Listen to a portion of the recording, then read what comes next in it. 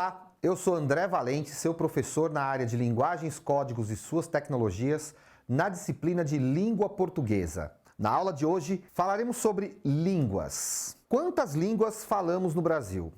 Quais são? Quais são oficiais? E um pouco sobre a sua história. Vamos lá? Nessa vivência, nós estamos discutindo o Brasil. Que país é este? E uma das formas mais fáceis de responder a essa pergunta, que país é esse, é pensar o que é ser brasileiro, o que é ser brasileira. E para responder a essa pergunta, não basta dizer que é nascer aqui. Nascer num território não é o suficiente. Na verdade, quando nós falamos que somos brasileiros, nós estamos falando de cultura, de identidade, ou seja, de como nós nos vemos, como nós pensamos que somos, como nós pensamos que é o povo desse país, como nós entendemos que é viver segundo um brasileiro. É claro que isso tem muita discussão, cada pessoa, cada grupo pensa de uma maneira diferente, mas de modo geral tem alguns elementos que são essenciais para a gente pensar o que é a identidade nacional. Primeira coisa que a gente precisa ter em mente é que não é uma coisa natural. Ninguém nasce brasileiro. Na verdade, nós nos tornamos brasileiros. Nós vamos aprendendo o que é ser brasileiro. E para isso, são contadas histórias, a história desse país, como ele começou, como chegamos a ser o que somos hoje. Nós temos elementos culturais, elementos da nossa arte, da nossa culinária, do nosso modo de vestir, do nosso modo de ser, dos costumes que nós temos. Tudo isso constitui o que nós chamamos de cultura. E o principal elemento da cultura de qualquer povo é a sua língua. Por quê? Porque é através da língua que nós pensamos, é através da língua que nós falamos, que nós damos nome às pessoas, que nós damos nome ao país, que nós damos nome às coisas. Então, a língua é o principal elemento da cultura de um povo e da sua identidade. Agora, aí vem a pergunta que dá nome a essa nossa aula aqui. Que língua a gente fala? Pois é, olha só, eu acabei de usar uma expressão que não é uma expressão muito comum quando a gente está aprendendo o português na escola. Eu usei a expressão agente. Será que eu falei errado? Pois é, esse é um dos pontos que nós vamos ver nessa aula, que a língua que a gente fala é diversa, é complexa, é cheia de nuances, é diversificada. Para a gente começar, vamos pensar o seguinte: a língua oficial é a língua portuguesa. Isso está escrito na Constituição Federal, no artigo 13, que diz o seguinte: a língua portuguesa é o idioma oficial da República Federativa do Brasil. O que significa isso? Significa que o Estado brasileiro oficializou a língua portuguesa como a língua que, para começar, o Estado vai escrever a sua própria Constituição, que é o documento maior do Brasil. Então, a Constituição está escrita nessa língua. As leis todas estão escritas nessa língua. Todos os documentos oficiais estão escritos nessa língua. E língua portuguesa é o nome que se dá ao idioma, à língua falada pela população. Então, é a língua oficial do Estado, é a língua cujo ensino é obrigatório nos estabelecimentos de ensino oficiais. Então, por isso que na escola todos nós vamos ter aula de português, nas universidades, nos cursos de letras, o português estará presente para todos. Pode-se aprender outras línguas também, mas o português é obrigatório, porque ele é a língua oficial e assim está escrito na Constituição. E é também o idioma falado pela maioria da população. Peraí, André, a maioria, mas não é todo mundo que fala português? Calma, a gente vai entender isso direitinho. Uma coisa que é importante é a gente não confundir a língua com a norma padrão da língua. A língua é esse código que nós utilizamos, que nós aprendemos logo que nascemos. Então, quando nós nascemos, nós começamos a ouvir o pai, a mãe, a pessoa que cuida ali, que está ali com a gente, seja quem for, a pessoa que cuidar da gente quando a gente é bebê, tá? O nosso ouvido vai começar a captar essa pessoa falando com a gente, falando ao nosso redor.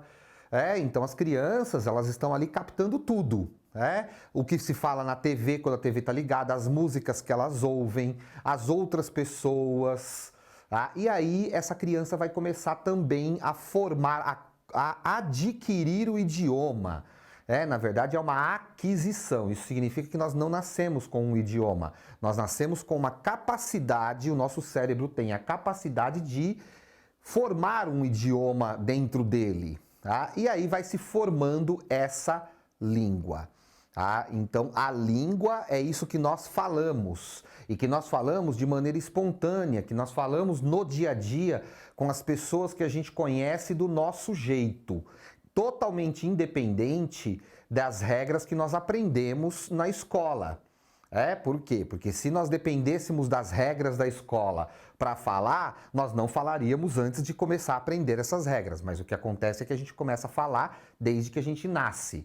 Começa balbuciando, depois vem uma palavrinha, junta uma palavrinha na outra e aos poucos vai se formando a língua ali, tá? Então, a norma padrão é outra coisa. O que é a norma padrão? A norma padrão é esse conjunto de regras que nós aprendemos, que tem esse nome não é à toa, né? É uma norma, ou seja, ela é um conjunto de regras, ou seja, um conjunto de formas de falar a língua que são considerados constantes. Isso que a gente diz que é uma regra, uma norma, é aquilo que se repete. E é padrão por quê? Porque ela é considerado o modelo ideal da língua. Seria considerada a forma perfeita da língua. Então, é uma idealização. Ela não é baseada, a norma padrão, na língua que nós falamos. Ela é baseada em uma idealização da língua. O que acontece? A norma padrão, ela foi sendo construída no Brasil por pessoas que tinham um alto conhecimento da escrita, da leitura, uma alta formação escolar e acadêmica, e que são aí os chamados gramáticos. Isso começou ainda lá no século XIX, ainda não eram pessoas formadas em faculdades que faziam isso, não em faculdades de letras, porque ainda não existia, e aos poucos foi se constituindo essa norma. E é ela que nós aprendemos na escola. E ela representa, então, essa elite social, que é uma elite socioeconômica, que é uma elite política, e que é considerada a população mais culta da sociedade. Podemos questionar isso, mas essa que é a informação que nós temos aí. Então, ela representa uma ideia sobre a língua e representa também uma ideia de identidade nacional. Então, a norma padrão é uma das formas de nós entendermos a identidade nacional. E tem algumas instituições que podem padronizar essa norma. Entre elas estão a Academia Brasileira de Letras, que, por meio de representantes daquilo que é considerado a nossa alta literatura, e aqui quando eu falo de literatura, não estou falando só da literatura como ficção, essa literatura como arte que nós conhecemos aí na escola, Machado de Assis, Clarice Lispector, Guimarães Rosa, Carolina Maria de Jesus e outros autores aí. Não, nós estamos falando de tudo que é escrito, tudo que de alguma maneira é escrito e que são representantes né, dessa língua escrita considerada culta, considerada superior. Tanto é que nós temos como membros da Academia Brasileira de Letras, né, já tivemos aí políticos como o próprio Getúlio Vargas, o ex-presidente José Sarney faz parte, médicos como o caso do Ivo Pitangui, e agora temos aí o compositor Gilberto Gil, a atriz Fernanda Montenegro. Por quê? Porque todos eles, de alguma maneira, representam a cultura letrada no Brasil. Então isso é a Academia Brasileira de Letras. E é ela que publica o VOLP, o Vocabulário Ortográfico da Língua Portuguesa, que é um dos instrumentos da norma da língua. Então, quando você tiver dúvida e quiser saber como se escreve uma palavra, você consulta o VOLP na internet, é facinho. As universidades também, onde hoje nós temos os gramáticos e os linguistas, somos nós os profissionais que estudamos especificamente a língua, a linguagem. Então, essas instituições também têm esse status de autoridade em relação à língua. O ensino oficial, que é esse que nós aprendemos na escola, aí ensino básico até o ensino médio e tal, e outros instrumentos que acabam de alguma maneira definindo essa norma, como por exemplo a mídia, que também colabora para o estabelecimento dessa norma. E quando a gente fala de norma, é quando a gente fala sobre a ideia de que existe um certo e um errado. E aí nós vamos trocar o certo e o errado pelo normativo e o não normativo, porque hoje nós entendemos que, como a língua é diversa, não existe exatamente o certo. O que existe é aquilo que está dentro da norma e aquilo que não está dentro da norma. Vejam só, estamos numa aula, eu como professor de português tenho que usar, na maior parte do tempo, o português normativo com vocês. Mas é muito fácil de detectar no meu modo de falar aqui algumas expressões que não fazem parte dessa norma. E tá tudo bem. Porque no todo eu consigo fazer o meu papel aqui. É aí que vem o questionamento. Lá na Constituição está dito que a língua oficial é a língua portuguesa. E a pergunta que eu sempre faço é, mas qual língua portuguesa? Porque quando nós começamos a observar o modo como as pessoas falam, nos diferentes lugares do Brasil, por exemplo, nós vamos perceber que algumas pessoas falam, por exemplo... Vocês vão dormir às 8, não vou deixar dormir à tarde, porque os meus não dormem mais à tarde. Não dorme mais. Eu seguro o máximo. Outras falam... Eu era pobre, fui pra Disney. Eu digo, como, gente? Eu não tinha dinheiro nem pra tirar o passaporte, nem o visto. Outras falam... Aí ele falou, não, vamos lá, cara, tem uma galera lá, pô, tem umas mulheres lá, tá cheio de mulher. Eu falei, pô, legal. Outras falam... Tudo era bem elaborado antes, bem preparado, via o que podia, o que não podia fazer, o que dava, o que não dava. E, afinal de contas, qual seria o certo? Pois não tem o certo. De qualquer maneira, numa comunicação, a pessoa só precisa entender do que é que nós estamos falando. Se eu digo, abra a porta, a pessoa que fala porta, porta, porta ou porta tem que abrir a porta para mim. Então, é isso que é o importante aí, tá? E isso por quê? Porque nós vivemos num território muito grande. O território do Brasil é um território de 8,5 milhões de quilômetros quadrados, com muitas fronteiras. Somos um país formado por uma diversidade cultural imensa. Nós temos aqui pessoas e influências culturais de vários lugares, de várias culturas.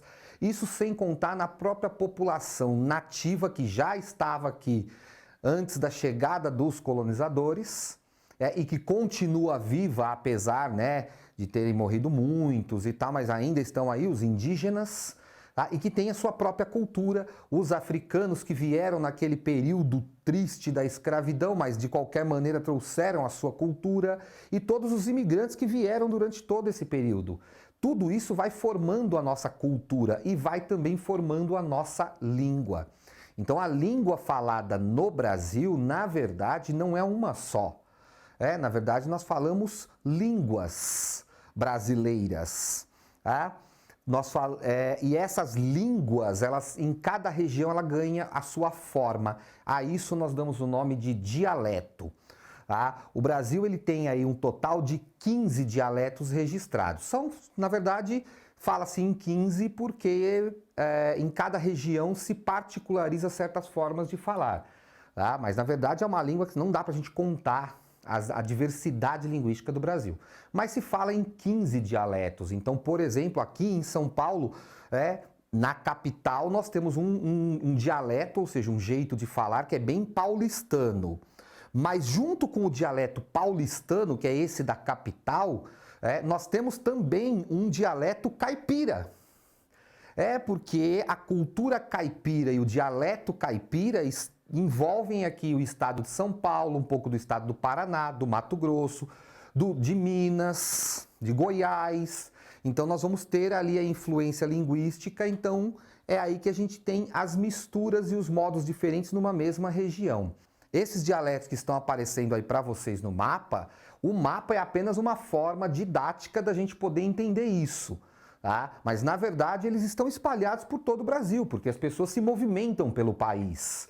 Então, a pessoa que mora lá na região nordeste e que vem para cá, traz o seu sotaque nordestino, o seu dialeto nordestino para cá. A pessoa da região sul, da região norte também traz para cá. Nós também saímos daqui e vamos para outros lugares. Então, esses dialetos eles estão circulando pelo país, formando aí a diversidade linguística do Brasil. O que a gente precisa entender? Existe uma língua nacional, que é essa língua oficial do Estado, e existem as línguas regionais, e todas são legítimas. Então não existe o sotaque certo e o sotaque errado, todos os sotaques são legítimos, tá? E não existe um dialeto que funciona melhor do que outro. Todos eles funcionam muito bem na sua cultura, na sua região e, obviamente, vão gerar dúvidas para quem não conhece e não fala esse dialeto. E chegamos aí ao final dessa nossa videoaula. Eu espero que você tenha gostado, tenha aproveitado bastante. Dá uma olhadinha na plataforma, no Saiba Mais. Tem bastante conteúdo lá para você. Bons estudos e até a próxima aula.